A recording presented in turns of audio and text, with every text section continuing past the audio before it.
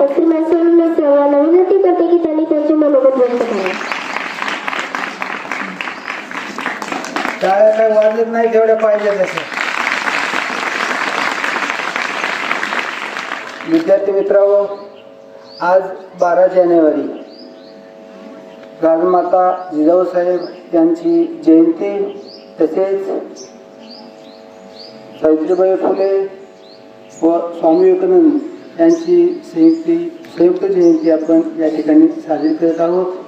अशा महत्त्वपूर्ण कार्यक्रमाचे संयोजक तथा सांस्कृतिक विभाग प्रमुख आदरणीय काळे सर, माझे सर्व सहकारी, शिक्षकेतर कर्मचारी, विद्यार्थी मित्र व विद्यार्थ्यांनो, आज आपण या तिन्ही योग पुरुषाच्या जयंती आपण या ठिकाणी साजरी करत आहोत.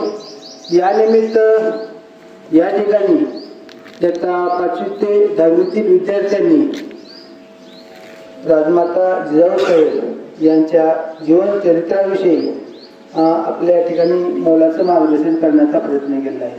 तसेच या कार्यक्रमाचे प्रमुख मार्गदर्शक यांनी पण राजमाता जिजाऊ साहेब, सावित्रीबाई फुले आणि स्वामी विवेकानंद यांच्या जीवनावर प्रकाश टाकण्याचा प्रयत्न केला आहे.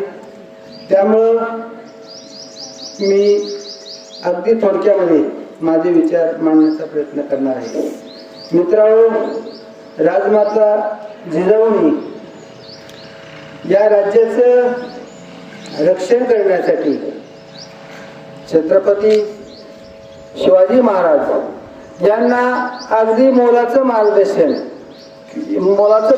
करून त्यांना घडवण्याचं काम केलं आणि त्यांच्यापासून प्रेरणा घेऊन शिवाजी महाराजांनी या राज्याचं नेतृत्व केलं. असं महान कार्य जिजाऊ महासाहेब यांनी केलं.